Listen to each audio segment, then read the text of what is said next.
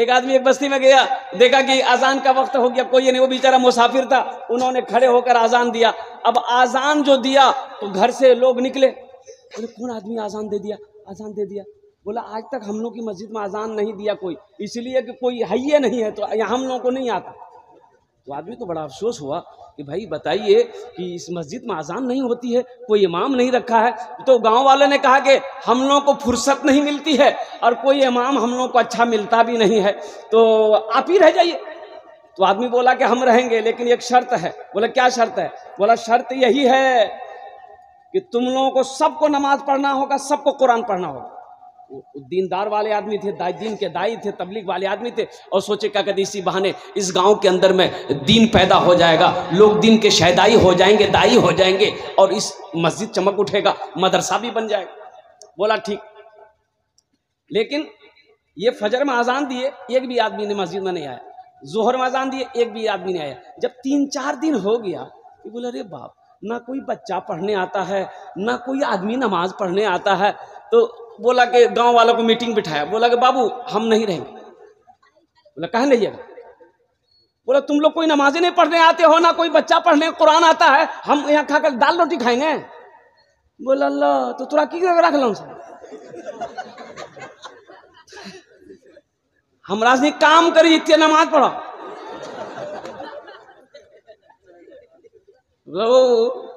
बोला कि हम लोग काम करते, आप नमाज पढ़िए, पैसा चाहिए, हम लोग पैसा देंगे ना आपको, हम लोग के बदले में नमाज पढ़िए।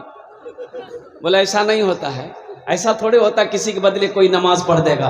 बोले बाबू नहीं हम नहीं रहेंगे, तुम लोग तैयार नहीं हो, हम नहीं रहेंगे। तो एक आदमी उठा, बोला कि हजरत ऐसा कि आप जाना ही चाहते हैं ना? बोला हाँ, हम नहीं रुकेंगे। बोला ठीक, आप चले जाइएगा, लेकिन आप हमको नमाज सिखा दिए, हमको नमाज सिखा दिए, हम पूरे बस्ती वाले को लट्ठी लेकर नमाज सिखा देंगे। बोला ठीक है, तुम ही सीख लो। बोला कब आना होगा बोलिए? बोला कहाँ आओगे? बोला चाहे आप मेरे घर पे आ जाइए। तो हजरत ने कहा ठीक है, सुबह फजर के बाद तुम तैयार रहना, हम आ जाएंगे, नमाज सिखाएंगे तुमको। सुबह हजरत पहुंचे तो देखे कि दरवाजा उसरा सब नीपी पापी के बराबर कर देती। नई लुंगी पहन करके एकदम कुर्ता उर्ता पहन उनका फ्रेश होकर के बेचारा बैठा।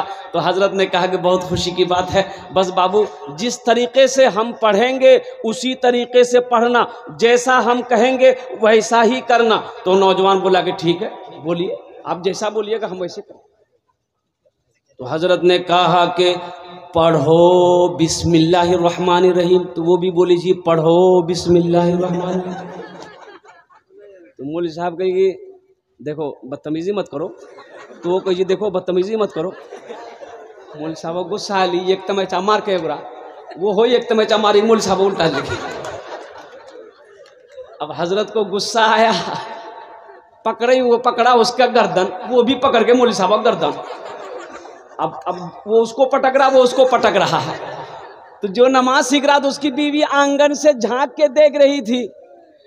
वो बोली कि या अल्लाह हमरा मालूम नहीं जुलल नमाज इतना बोरो जी, न तो मैं दरवाजा बोरो बना के रख लाम। तुम्हें लोगों जब जमा हो गए, लोगों ने कहा भाई नमाज छोड़ाओ, लड़ रहे हैं, ये लड़ रहे हैं आपस में। तो उसकी बीवी बोली नहीं लड़े जी नहीं, मौलवी साहब नमाज सिखावे जी। ये अक्लमंद आदमी थे, बोली अल्लाह के बंदी है, नमाज नहीं है, लड़ रहे हैं, मौलवी साहब का चेहरा नहीं देख रहे, सुर्ख हो गया, लाल हो गया, छोड़ाओ, दोनों को अलग किया। तो वो जो नमाज सीख रहा था बोला कि मौलवी साहब ते पहले नहीं बोला कि नमाज हम इतना तिक्रमबाजी, तो मैं लुंगी पिनिंग नहीं था ना, मैं जहिया पिनिंग था। हाँ, नमाज सीखो, नमाज सीखो। तो नमाज सीखने से पहले कुरान सीखना होगा। नमाज सीखने से पहले क्या सीखना होगा? पहले कुरान की पहले नमाज। पहले कुरान तो सीखो। देखिए रोजा का हुक्म जमीन पर आया, रोजा का हुक्म कहां पर आया? हज का हुक्म कहां पर आया? बोलिए बोलिए बोलिए। जमीन पर आया। कुरान कहां नाजिल हुआ? बोलिए ना सही। अरे जमीन पर नाजिल हुआ, कहां हुआ? बोलो ना भाई। जमीन पर नाजिल हुआ। लेकिन कुर्बान जाओ, जब नमाज की बारी आई, अल्लाह तबारक व तआला ने अपने महबूब को अर्श पे बुलाया और नमाज का तोहफा दिया। ये नमाज को हल्के में मत लो नौजवानों। हम अपनी माँ बहनों से कहना चाहते हैं कि मेरी माँ बहनों काम छूटे तो छोड़ देना, काम छूटे तो छोड़ देना, लेकिन खुदा के वास्ते नमाजों को कज़ा ना करना। मेरी माँ बहनों, हशर के मैदान में सबसे पहले पूछ नमाज की होगी। ये नमाज कब्र में भी तुम्हारी हिफाजत करेगी, ये नमाज हशर के मैदान की रुसवाइयों से तुम्हारी हिफाजत करेगी, और ये नमाज तुम्हें जन्नत के अंदर में दाखिल करेगी। कुछ लोग कहते हैं क्या करें हजरत, टाइम नहीं मिलता है नमाज पढ़ने का, काम में इतना है ना, टाइम नहीं है। अच्छा, पेशाब करने के लिए टाइम है? अच्छा, पेशाब लग जाए अगर तो आदमी ऐसे पकड़ कर, ए भैया पेशाब लग लो, तो आदमी कहे पेशाब करो, बोले टाइम नहीं, तो आदमी क्या कहेगा? अक्लमंद कहेगा, बेवकूफ़ कहेगा? बोलिए भाई, बोले कितना बड़का बेवकूफ़ है, और पेशाब करने का टाइम इसके पास नहीं है। तो टाइम पेशाब करने का निकाल लेते हो, पखाना लग जाए पखाने का टाइम निकल जाते हो, फैक्ट्री में आग लग जाए तो इसको बुझाने के लिए गप गप गप गप गप गप इसको भरने के लिए टाइम निकाल लेते हो, नींद आए तो सोने के लिए टाइम निकाल लेते हो, घर का हर काम करने के लिए टाइम निकाल लेते हो, बीवी बाल बच्चे की परवरिश करने के लिए टाइम निकाल लेते हो। वो रब जिसने पैदा किया है, जिसके कब्जे में हम सब की जान है, उसके लिए 10 मिनट नहीं निकाल सकते, उसके लिए टाइम नहीं। ये अफसोस है कि नहीं भाई? अफसोस है कि नहीं? 24 घंटा अल्लाह ने 24 घंटा दिया, दिन और रात मिलाकर 24 घंटा है। अब इस 24 घंटे के अंदर में क्या एक घंटा हम अल्लाह के लिए नहीं निकाल सकते? एक घंटा हम अल्लाह के, ए बेटा कहाँ जा रहा है? नहीं जाने दिए, हई लगाए है यहाँ, ए बेटा इधर देखो, ए लगा है। एक जगह तकरीर कहते एक नौजवान खड़ा हुआ, मैंने कहा क्या हुआ? बोला है, अंकुल बैठो, बैठ गया।